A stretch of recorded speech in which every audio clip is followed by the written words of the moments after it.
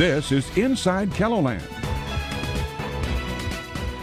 I'm Perry Groten. Thanks for joining us. Over the next half hour, we're looking back on some of our most memorable stories from the past couple of weeks. Doesn't matter how much money you have.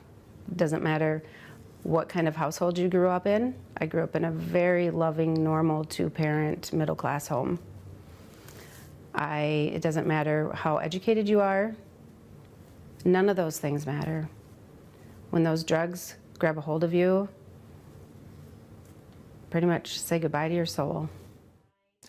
A Watertown eye doctor is sharing her personal story in hopes of helping others struggling with addiction.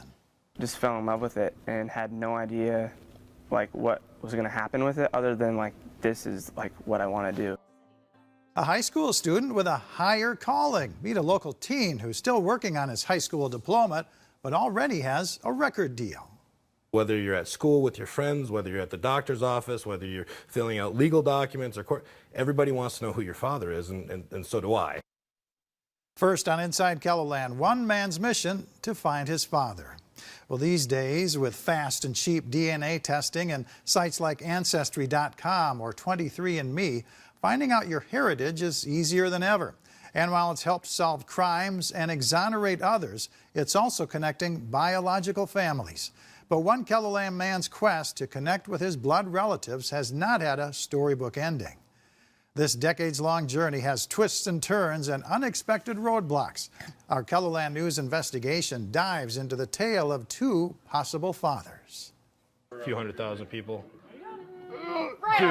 You may never guess by looking at 59-year-old Linda Elhassi today that she was in a love triangle which produced a child. I wasn't sleeping around. For the last 39 years, Elhassi has always maintained there were only two men she was intimate with before her son BJ was born in 1979.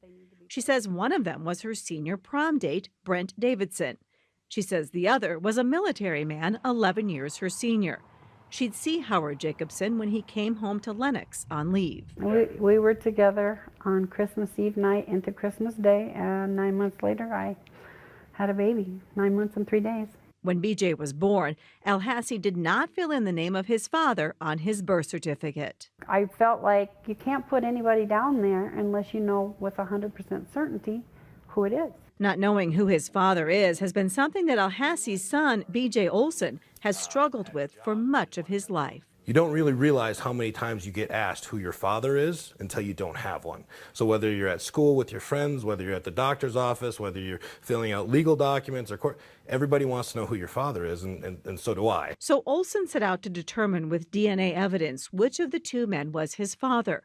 Both Jacobson and Davidson are now deceased, but Olson still wanted to know his roots. There was always this half of me that was missing. After having children of his own, his desire to know the truth got even stronger. I saw this stuff for Ancestry.com, and I'm like, just maybe. So he got the kit and took the test. The results connected him directly to Howard Jacobson's sister. When you discovered that you were related to Howard's sister, did you know immediately that was your dad? Yeah. So for me, my dad was discovered and died in the same day. Now, you may think the story ends there. The DNA test showed with 99.9% accuracy that Howard Jacobson's sister was Olson's aunt. Mystery solved. But this was far from over. To understand what happened next, you have to go back to Olson's birth. That's when the state wanted to find a responsible party for his medical bills. The Department of Social Services asked his mother who his father was. I told them Brent Davidson. However, a 1979 blood test ruled out Davidson. Elhassi says she tried to call Jacobson to tell him he had a son. And I did, and he kept hanging up on me. And I called again, and he kept hanging up on me. On the advice of a friend, she wrote a letter to Jacobson's commanding officer and received this response, saying the Army had told Mr. Jacobson to settle the matter. A short time later, Elhassi got another letter from an attorney saying Jacobson was not the father of her child and any communication needed to go through the lawyer's office. At that point, from that point on, I was afraid. I didn't have money to fight him in any way, shape, or form. So you just gave up? I did give up. I did give up. But just before Olson turned 18 in 1997, the state decided once again it would try to collect money for his childhood medical bills. El-Hassi gave them Jacobson's name. The Department of Social Services sued Jacobson for back child support and medical expenses. Right away, if you're the lucky winner of being my father, it comes with an $80,000 price tag plus medical bills. Jacobson took a paternity test in Huntsville, Alabama, where he was stationed in 1997. Jacobson's blood test came back that he was not the biological father of William Olson. That same year, the hospital where Jacobson took the test was the subject of a federal fraud investigation. For crime cases like We this, asked a geneticist how a 1997 blood test compares with modern-day saliva tests. I would certainly, want to look at their procedures that they used, how they did the test, but just the technology that is available today versus what was in 1997 is light years apart. How the old blood test was done will remain a mystery because the hospital doesn't even exist anymore. All new DNA tests point to Jacobson as Olson's dad. You'll learn who your relatives are, who you're connected to, and that's great. But there's also other types of information that people might learn that aren't necessarily that positive. Olson discovered the downside when he reached out over social media to Heather Ulrich, Howard Jacobson's daughter, to let her know tests indicate she has a half-brother. I explained the situation, I explained the Ancestry.com, I explained everything, and I made sure to let her know that, hey, I'm not after any money or anything, I just really want to know who I am. And within 22 minutes, she had responded to me with the legal documents from 1997 that excluded her dead father as being my father. Not only that, Ulrich has filed a lawsuit in Texas for invasion of privacy against Olson for making the claim that Jacobson is his dad. Her attorney tells KELOLAND Investigates that Olson's actions amount to cyberstalking. She's asking for up to $50,000 in damages. Olson says Ulrich is not the only Jacobson family member to deny him. My paternal grandmother was our cleaning lady. My catcher on my baseball team is my cousin. Gal that sat behind me in class, another cousin. My grade school music teacher, an aunt. All of them want nothing to do with me.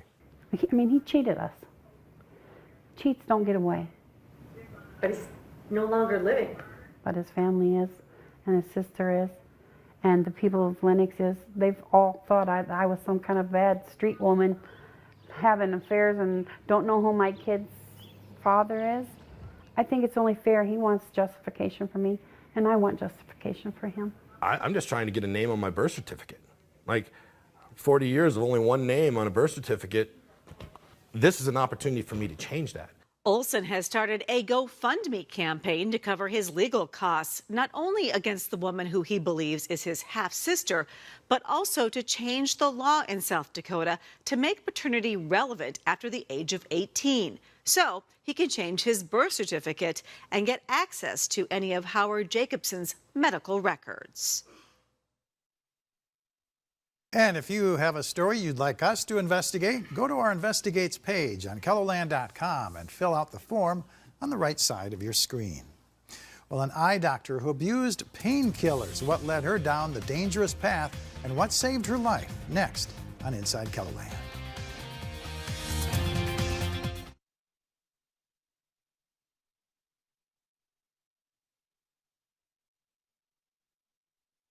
Anyone's life can be turned upside down by addiction. A Watertown eye doctor's battle with painkillers is proof. Kelly Volk sits down with Melanie Weiss to find out what happened and where she is today. Melanie Weiss underwent 3 surgeries in 3 years' time.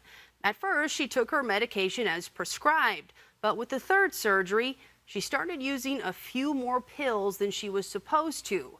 Soon, the medication got the upper hand. She started taking medications from her family members and later writing out prescriptions for others and asking them to fill them for her. And that's not all. It's now unimaginable how Melanie Weiss would feed her addiction at times. I started actually going into other people's homes. And that is still really hard for me to say today. Even though it was, 2.5 years ago, it's just so crazy what drugs get your brain to think is okay. That's how this Watertown optometrist ended up in the back of a police car. At about 15 minutes in between my two patients, I walked out of the back door of my clinic, walked down the street, went into somebody's home, took their pain pills, walked out, and when I walked out, the Watertown detectives were standing there waiting for me. Getting caught turned out to be the best thing that could have happened to her. I remember sitting back there just, this is finally over. That's the day Melanie's husband, Paul, got a clear understanding of what was happening. There was some things that weren't right towards the end before she was arrested that we couldn't quite put our finger on. Didn't know what was going on. And when I talked to the detective, it was like getting hit in the head with a shovel, that it all made sense. Melanie fears she wouldn't be alive today if it weren't for her arrest in 2016. Doesn't matter how much money you have, doesn't matter what kind of household you grew up in. I grew up in a very loving, normal, two-parent, middle-class home. It doesn't matter how educated you are. None of those things matter. When those drugs grab a hold of you, pretty much say goodbye to your soul. Melanie has since gone through treatment and served time in jail. The suspension on her license ended in January, and she's seen patients again. You usually always have an issue with your eyes being dry. Today, Melanie not only spends her time working at her clinic, but also helping others. She started Vision of Hope. Now, to wake up in the morning and think, who can I help today? That's a really good feeling. Really good. If we can help one person, it'll be worth it, because no one should have to go through this. Melanie uses her new platform to educate people, talk about the signs and symptoms of opioid addiction, and offer encouragement to those struggling with the disease. Her advice? Don't suffer alone. And I was shameful. If anybody found out that, their local eye doctor had, a prescription drug problem, nobody would come and see me again. That's what I thought at the time. So I kept that to myself. Instead, she wants anyone dealing with addiction to reach out for help. And I see so many people out there that are struggling, that don't think that life can ever be normal for them again, that this is just how they're going to live the rest of their life. And if they can just take that one step of asking for help, their life can be good again. She's hoping her own personal journey can be the vision of hope someone needs to take that step. Okay, ask as you think of them. If you're interested in having Melanie speak at a school, a conference, or other event, or if you just want to know more about her story, you can find a link to her website on KELOLAND.com. If you or someone you know needs help battling an opioid addiction, you can find resources on our opioid crisis page on KELOLAND.com. Thanks, Kelly. And while you're there, you can also learn about Emily's Hope. Our own Angela Kennecke started the charity in honor of her daughter who died of fentanyl poisoning in 2018. The nonprofit focuses on education, treatment, and saving lives lost to addiction. Emily was an accomplished artist. You'll be able to see some of her work beginning next week at the Washington Pavilion. The Emily's Hope Art Show goes from April 20th to June 2nd. There will be an auction on the 26th. A remodeled historic home with a social media twist. That story is coming up on Inside KELOLAND. Many of you have likely seen TV shows featuring families remodeling old homes. A Sioux Falls couple decided to undertake that adventure and share it through social media. Casey Wanenberg sits down with the family to see how the construction not only led to a family home, but also more followers. And this has all been covered up. KELOLAND News first introduced you to John and Kaylee Cook last year. The woodwork and the moldings. When the couple was in the middle of renovating a downtown Sioux Falls house built in 1912. The whole process was really amazing to me. Kaylee captured the 9-month process through Instagram, searching for information about products and finishes, and then posting about the finished product. People crave unique experiences. Look at HGTV, like it's blown up. So it was kind of a way to show people, I think this is such a unique home that it's old and historic and people love watching that. The house in downtown Sioux Falls is on the National Register of Historic Places, and it's often referred to as the John Morrell home. However, on the historic registry, it's actually the William T. Foster House, who was the general manager of John Morrell back in, the 1912s through that era. This fireplace is just a really amazing feature of this home. That's why the Cooks wanted to be careful about not changing any of the original woodwork, including this fireplace, the unique ceiling in the office. This has not been touched. And this buffet turned bar. You'll also find an original latticework ceiling in the kitchen, which used to be a screened-in porch. Not everything you see here, though, is from more than 100 years ago. Kitchen's all brand new, but we did marble backsplash and countertop to match. John Cook, who owns his own construction company, also opened up the kitchen dining area by removing a wall and some doors. And we've repurposed those doors around the house in some other rooms. Most of the renovations took place upstairs. This area upstairs was completely gutted. This upper level used to be separated into 2 apartments. This half of the upstairs was one apartment, and then kind of this half was another apartment.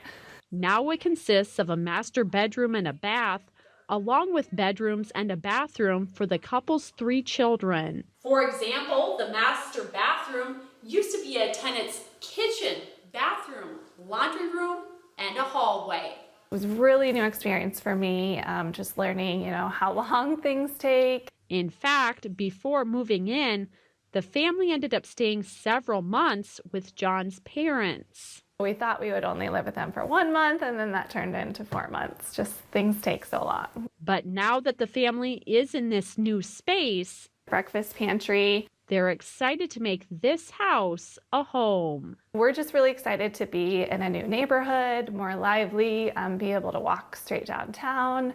A new neighborhood and a new home that has created a new following on social media. With Eye on KELOLAND, I'm Casey Wannenberg. Kaylee also has a blog called Apple of My Ivy.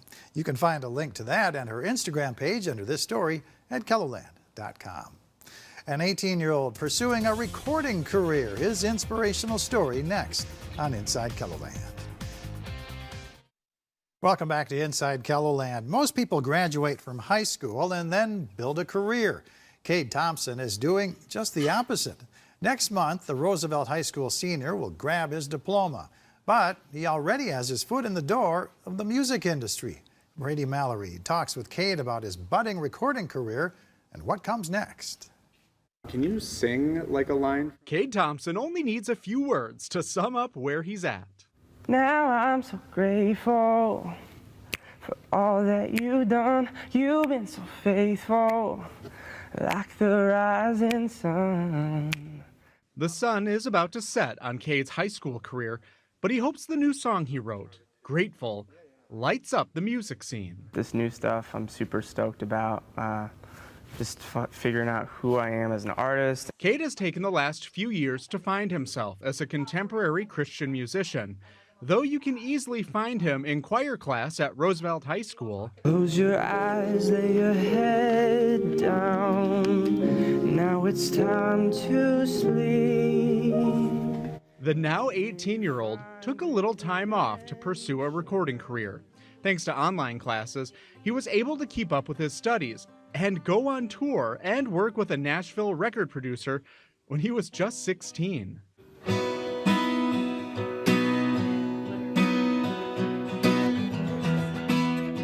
Just fell in love with it and had no idea what was going to happen with it other than this is what I want to do. Cade has been a regular performer at Lifelight and released his first song, Faithful and True, in 2015. When he graduates, he says he plans to move to Nashville so he can focus on his music. step by step, I think it's cool to see how things are starting to come in line, and it's just the right timing. It's the wish that you wish for all of your students. Choir teacher Robin Starks Holcomb has guided Cade's voice for the last 4 years. Cade is a worker. He's got a natural God-given talent, but it's a process. She says it's typical to see students succeed after high school. She says it's been exciting to see Cade find success while he's still in her class. For him to be able to experience that with his peers and feel the support of his community live as it happens and not later in the next step of life is, it's a beautiful process. The process, that's something I've learned, like, there's a lot of work that nobody will ever see that goes into something like this, right? But it's totally worth it. As he builds his career, Cade says faith remains his foundation. If I didn't have that hope of like Jesus inside of me, I'd be a different person.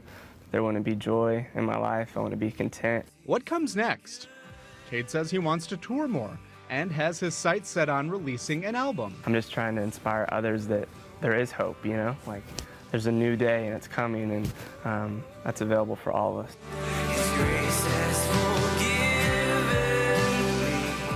I think everybody's going to know his name, but it's going to be for all the right reasons. Right now, though, he's going to enjoy what's left of his high school career and time with friends. It's been a great journey. As much as he's looking forward to where he's going, Cade Thompson says he's grateful for what it's taking to get there. You've given me a promise you never leave. I'm so grateful, Lord. I'm grateful for you. Did you warm up for that? No, I didn't. With Eye on KELOLAND, I'm Brady Mallory. And Cade's new song, Grateful, is available on iTunes. To learn more about Cade and his music, we've included a link to his website under this story at KELOLAND.com. Well, join us every Sunday following the 10 o'clock news right here on KELOLAND TV. That's all the time we have for today. Be sure to join us again next week for more on what's going on inside KELOLAND. Thanks for joining us. Have a great night.